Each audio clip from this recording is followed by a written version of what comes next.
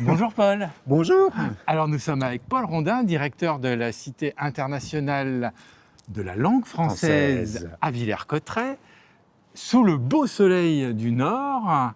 Alors pourquoi on est là aujourd'hui ? Parce que langue et gastronomie, ça se marie de tout temps merveilleusement, qu'il faut des mots pour décrire la cuisine et que la cuisine aime déposer ses recettes, ses secrets par les mots dans des ouvrages un peu magiques et qu'il y a beaucoup de gens qui utilisent les langues, la langue française bien sûr, les langues françaises, mais aussi toutes les langues pour raconter ce qu'est la gastronomie, ce que sont les échanges alimentaire, parce que c'est important de redire qu'avant la gastronomie, il y a des produits, il y a des produits de qualité qu'il faut là aussi nommer.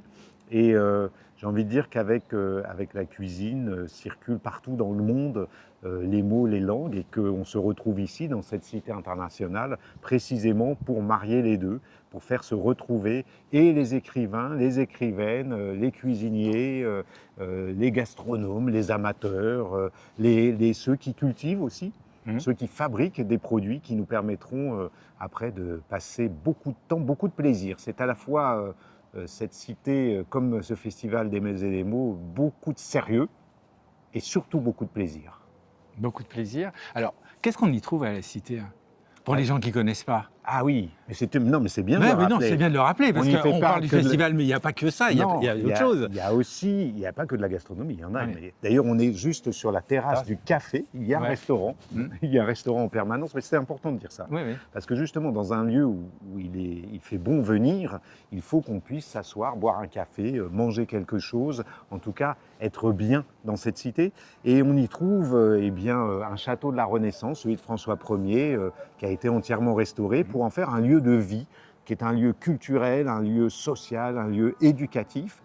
Et donc, vous avez absolument tout. Vous avez un parcours permanent sur la langue française qui est une fête foraine de la langue. Ah, c'est magique. Vraiment. Ah oui, une fête, voilà. Oui, une fête foraine. Et c'est pour tout le monde. C'est vraiment pour tout le monde. Chacun y trouve quelque chose. Les vieux, les gamins, les pas gamins, ceux qui pensent qu'ils parlent mal le français, ceux qui pensent qu'ils le parlent bien, peu importe. Tout le monde s'y retrouve, tout le monde peut jouer. Il y a vraiment un rapport au jeu très fort dans cette cité. Et puis, on y trouve des expositions temporaires. En ce moment, une grande exposition de photographie qui nous emmène du château vers la forêt. Ce ne sont que des arbres, c'est magnifique.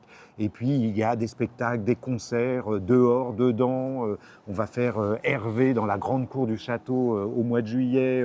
On va faire des spectacles dans le cadre de Mets et mots, etc., etc. Donc, c'est une maison qui vit en permanence à partir autour de la langue française, des langues françaises et de ce qu'on appelle le multilinguisme, c'est-à-dire toutes les langues. Et quand je dis toutes les langues, ça va jusqu'à la langue des signes, par exemple. Donc vraiment, c'est un endroit où chacun trouve quelque chose à faire, même quand il ne sait pas ce qu'il vient faire ici. Alors, on vous y attend tout le week-end pour découvrir des mets et des mots. C'est accessible à tout le monde, c'est gratuit. Et il y a plein de choses. Que du bon. C'est sans réservation, à part pour les ateliers pour les enfants, où il faut réserver un peu, parce qu'il y a un atelier pour les enfants avec un chef. Et on vous attend nombreux. Venez. Très nombreux, venez, il fait beau, il faut en profiter, faire la fête des sens, la fête du plaisir, vraiment. Merci Paul. Merci à vous. Et bon week-end.